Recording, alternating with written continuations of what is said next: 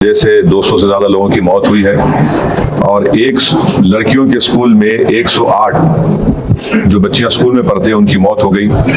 Ayatollah Khamenei की मौत हुई है और मैं इसको इमोरल और अनलॉफुल एक्ट मानता हूं आयतुल्लाह खामेनी की मौत को। और मेरी तरफ से, हमारी पार्टी की तरफ से उनके शिया वर्ल्ड को, बल्कि पूरे लोगों को जो उनको अपना रहबर मानते थे, शिया कौम उनको अपना रहबर मानती थी, और हम ये मुतालबा करते हैं कि ये जंग खत्म होनी चाहिए और भारत सरकार को इसमें अपना रोल निभाने की जरूरत है। और हम उम्मीद करते हैं कि मौजूदा बीजेपी की सरकार आयतुल्लाह खामेनी की मौत को कंडेम करेगी, इस जंग को रुकाने की पूरी कोशिश करेगी, क्योंकि याद रखिए कि 10 मिलियन के करीब भारत के नागरिक गल्फ कंट्रीज में काम करते हैं। और अभी इत्तला आई कि ओमान के पोर्ट पर शायद हमारे एक इंडियन वर्कर की जख्मी भी हुए हैं। तो ये बहुत, अगर ये जंग नहीं रुकेगी तो फिर ये बहुत आगे बढ़ेगी, ये टर्मोइल होगा पूरे इलाके में। और आपको अंदाजा भी नहीं है कि कई भारत के लोग जो उम्रा करने के लिए गए हैं और वो ट्रैवल एजेंट के जरिए जाते, पैसे देते 2 दिन मक्के में या 3 दिन मदीने में, अब उनके पास पैसे नहीं है, वहां पे फ्लाइट ही नहीं उड़ रही है वहां पे। तो कितनी परेशानी हो रही है। और साथ ही साथ आप ये भी बात जानते हैं कि हमारे जो पड़ोसी मुल्क है और जो इजराइल है, ये दोनों मुल्क अपने पड़ोसियों को चैन से जीने नहीं दे रहे।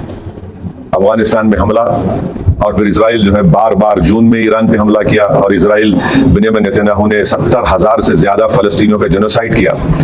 ये जेनोसाइडल रजीम है और जो हमेशा शरारत करते रहते हैं। तो ये मेरे एहसासात हैं अपनी पार्टी की तरफ से, और मैं उम्मीद करता हूं कि हमारी गवर्नमेंट ऑफ इंडिया खामेनी की मौत की मजम्मत करेगी।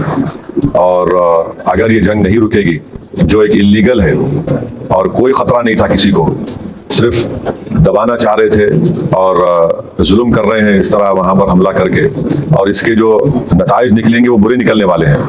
हम लोग अंडर एस्टिमेट कर रहे हैं, ये खत्म होने वाली नहीं। अगर ट्रंप और नेतन्याहू समझ रहे हैं कि रजीम चेंज होगा ईरान में, अब और उसको खत्म कर दिए जब आप इजराइल के साथ मिलकर ईरान पर हमला किए। जेनीवा में ब्रेक थ्रू हो गया था बातचीत का। ओबामा जब प्रेसिडेंट थे तो उन्होंने ईरान से JCPOA एग्रीमेंट किया कि सिर्फ 3% न्यूक्लियर फ्यूल बनाएंगे। ट्रंप प्रेसिडेंट बने, उन्होंने उस ट्रीटी को खत्म कर दिया, तो ईरान 60% पे चला गया। 90% होना चाहिए आपको न्यूक्लियर बॉम्ब बनाने के लिए। आप कौन जिम्मेदार है उसका, बोलिए।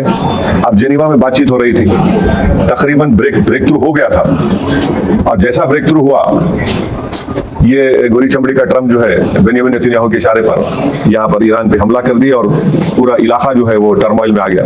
आप बताइए, दुबई का एयरपोर्ट में लोग फंसे हुए हैं, फ्लाइट्स कैंसिल हो रहे हैं, एक अफरा तफरी का माहौल बन चुका है पूरा, और ऑयल प्राइसेस बढ़ जाएंगे और उसका असर भारत पे ही पड़ने वाला है। हम तो 80%, 25% ऑयल तो इंपोर्ट करते हैं हम।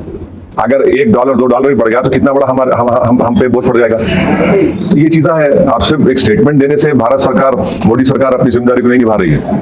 उनको ये पूरी कोशिश करना चाहिए। याद रखिए, अगर ये आग फैल गई जंग की, तो जाहिर है तमाम ममालिक में हमले हो रहे हैं, तो फिर इसका नुकसान भारत के ही उन करीब 1 करोड़ जो लोग मेहनत करते हैं वहां पर। पाकिस्तान भारत का नेबर है। इसराइल के तरफ में जितनी नेबरिंग कंट्री है, चाहे लेबनान हो, सीरिया हो, खतर हो, इन तमाम, ये दोनों कंट्रीज जो है अपनी शरारत और अपने ईविल ज़हनियत से अपने पड़ोस में सुकून से रहने देते किसी को। और पाकिस्तान अफगानिस्तान पे हमला कर दिया, और इसराइल जो है वही कर रहा है। 19वीं सेंचुरी के आगाज में 2 ही कंट्रीज मजहब के नाम पे बनाए गए थे, और दोनों नाकाम फेल स्टेट्स हैं।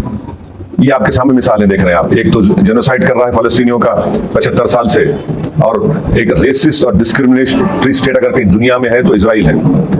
और ये throughout the Islamic world, especially for the Shias, he is their marja, he is the rebel. His word is the final word for the Shia community. And if you target him, of course, the Iranians will not keep quiet. How do you expect someone to come and attack you and to keep quiet?